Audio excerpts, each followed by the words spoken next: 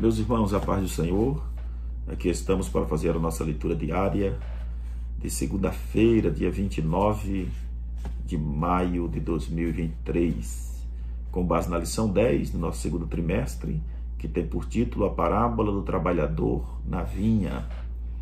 A nossa leitura está em Provérbios 16:3 e o título é Faz o Melhor. Eu vou começar aqui a partir do versículo 1 do capítulo 16. Olha o que diz Salomão, ou o que diz o sábio Salomão. Ao homem pertence ao plano do coração, mas do Senhor vem a resposta da língua. Meus irmãos, aqui já podemos entender que Deus não perde o domínio, né? E nem o controle da situação. Deus está no domínio e no controle de tudo. Então, o que é que ele vai dizer? O homem planeja, né? O homem faz cálculos, o homem até executa algumas coisas que está ao seu alcance, que está sob o seu poderio, mas que Deus é quem dá o veredito final, né? No final Deus é quem vai avaliar todas as coisas e vai dizer de que forma, né, é que o trabalho ficou. É como se você trabalhasse ou como se nós trabalhássemos ou estamos trabalhando e no final alguém vem avaliar o nosso serviço.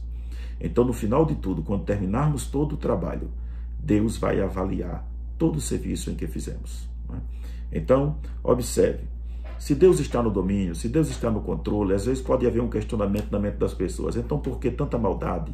Por que tanto, às vezes, governantes mal e tantas coisas ruins acontecem?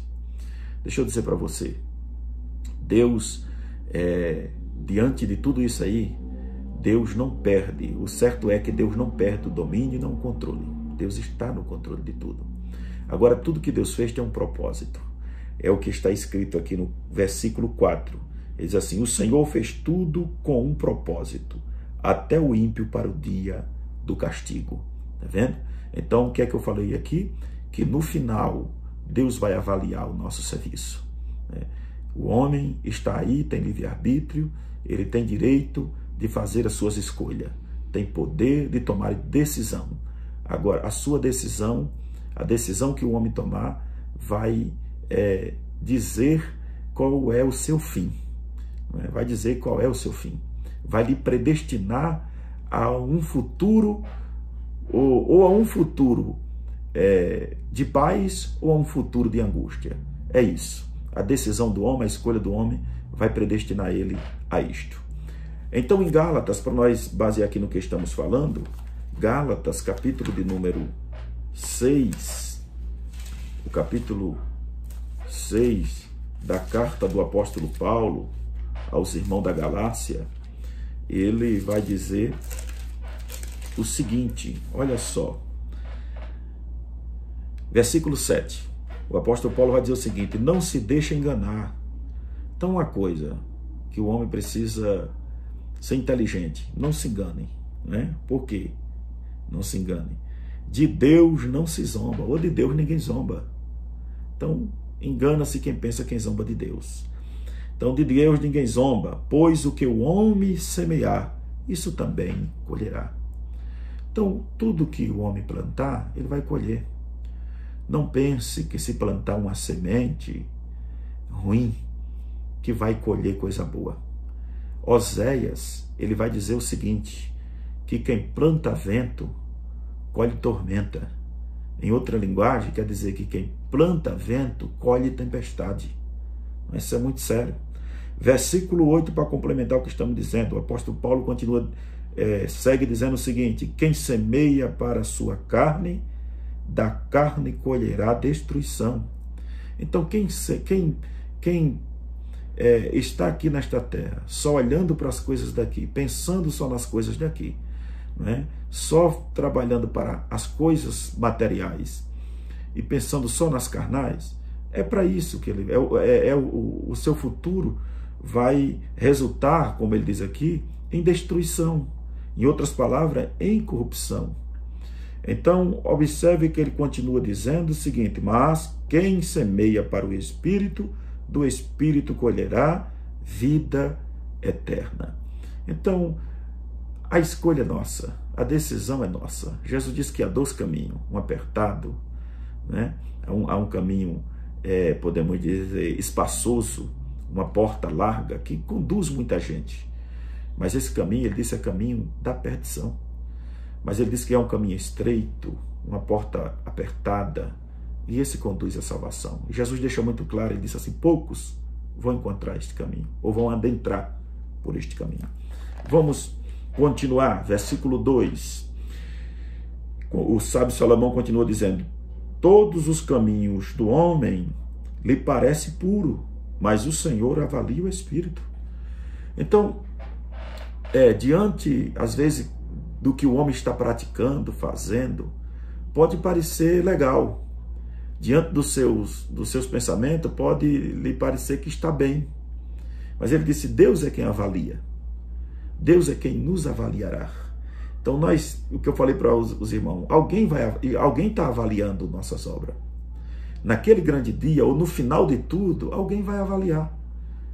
Vai avaliar e vai julgar, conforme o que nós praticamos. E vamos ser assalariados conforme o que nós trabalhamos. Isso é sério. Agora veja o que diz ainda Paulo em Gálatas 6 e o versículo 3, ele diz assim, se alguém se considera alguma coisa, não sendo nada, engana-se a si mesmo. Então, alguém que pense ser alguma coisa. Então, o que é que o sábio disse? Que há caminhos que aos olhos do homem eles parecem bom, mas é Deus quem faz a avaliação de tudo. E ele vai dizer aqui, Paulo vai dizer aqui, que quem pensa em ser alguma coisa, não sendo nada, engana a si mesmo. Felizmente, tem pessoas que ele pensa, né, em ser alguma coisa e às vezes não sendo nada. O apóstolo Paulo nos dá um conselho muito interessante, através da carta que ele escreveu aos Coríntios, no capítulo 11, falando concernente à Santa Ceia, o versículo 28, ele disse, examine cada um a si mesmo. Né?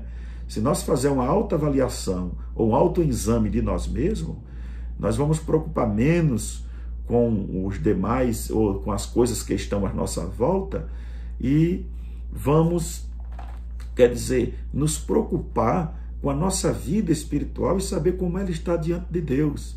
E a igreja de Jesus vai andar em outra dimensão espiritual. Isso é sério. Versículo 3.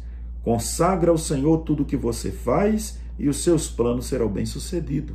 Outra coisa, ele está dizendo aqui, consagre a Deus em tudo que você faz. É importante honrar a Deus com o que temos, com o que fazemos, com o que possuímos, com o que ganhamos. Né? Consagrar a Deus, honrar a Deus. E isso nós vamos ser bem-sucedidos. Então, esse homem, ele vai dizer aqui, ou essa pessoa que procura agradar a Deus com o que faz, ele vai ser bem-sucedido.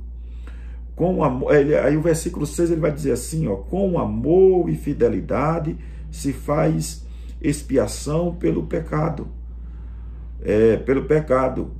Com o temor do Senhor, e o homem evita o mal. Então, nós precisamos fazer sacrifício agradável ao Senhor. O que é que diz o apóstolo Paulo no capítulo 12 aos Romanos? Né? Ele vai dizer assim, rogo-vos, irmãos, pela compaixão de Deus, que apresentei-vos o vosso corpo em sacrifício vivo, santo, agradável, né, ao Senhor, que é o vosso culto racional. Então, precisamos verdadeiramente buscar agradar o Senhor, porque o que é que agrada a Deus? Um certo escritor disse o seguinte, disse assim, tudo que é perfeito, tudo que é amável, tudo que é bondoso, tudo que é santo, agradável, isso é o que agrada a Deus. Então, um sacrifício perfeito ao Senhor, né? Sem mácula, sem mancha, sem ruga, sem mágoa no coração.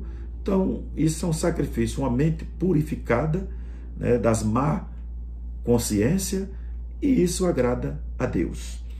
Aí aqui no versículo 7, ele diz assim, quando os caminhos de um homem são agradáveis ao Senhor, ele faz que até os seus inimigos vivam em paz com ele.